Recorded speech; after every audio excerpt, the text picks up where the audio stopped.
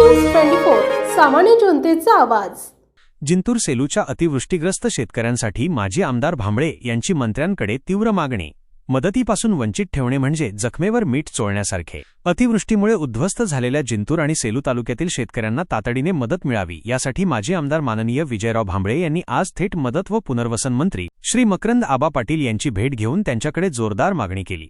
नुकसानीनंतरही जिंतूर व सेलू तालुक्यातील काही मंडळे मदतीच्या यादीतून वगळल्याने शेतकऱ्यांमध्ये तीव्र असंतोष आहे।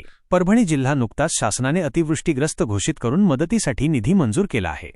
मात्र या यादीतून जिंतूर तालुक्यातील संपूर्ण भाग तसेच सेलू तालुक्यातील वालूर आणि कुपटा ही दोन महसूल मंडळे वगळण्यात आली आहेत।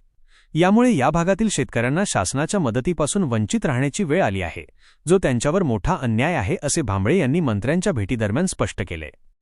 पिकांचे अतोनात नुकसान। जुलै ते सप्टेंबर 2025 या 3 महिन्यांच्या कालावधीत जिंतूर आणि सेलू तालुक्यात पावसाने रौद्ररूप धारण केले। सततच्या मुसळधार पावसामुळे आणि अनेक ठिकाणी झालेल्या ढगफुटीसदृश पावसाने शेतीचे अपरिमित नुकसान झाले आहे। सोयाबीन, कापूस, तूर, मूग, उडीद, हळद, ऊस अशा नगदी आणि खरीप पिकांसह फळबागा पाण्याखाली बुडाल्या। उभ्या शेतात पाणी साचल्याने अनेक शेतकऱ्यांची पिके अक्षरशः मुळासकट सडून गेली आहेत। शेतकऱ्यांनी बियाणे, खते, औषधे आणि मजुरीवर केलेला लाखो रुपयांचा खर्च पूर्णपणे वाया गेला आहे। भांबळे यांनी मंत्र्यांपुढे शेतकऱ्यांच्या व्यथा मांडताना शेतकऱ्यांच्या घामाच्या धारांनी उभे केलेले पीक काही तासांत पाण्यात गटांगळ्या खात आहे, अशावेळी शासनाची मदत हीच त्यांची एकमेव आशा आहे, असे भावनिक उद्गार काढले। सप्टेंबर 2025 या 3 महिन्यांच्या कालावधीत जिंतूर आणि सेलू तालुक्यात पावसाने रौद्ररूप धारण केले। सततच्या मुसळधार पावसामुळे आणि अनेक ठिकाणी झालेल्या ढगफुटीसदृश पावसाने शेतीचे अपरिमित नुकसान झाले आहे। सोयाबीन, कापूस, तूर, मूग, उडीद, हळद, ऊस अशा नगदी आणि खरीप पिकांसह फळबागा पाण्याखाली बुडाल्या। उभ्या शेतात पाणी साचल्याने अनेक शेतकऱ्यांची पिके अक्षरशः मुळासकट सडून गेली आहेत। शेतकऱ्यांनी बियाणे, खते, औषधे आणि मजुरीवर केलेला लाखो रुपयांचा खर्च पूर्णपणे वाया गेला आहे।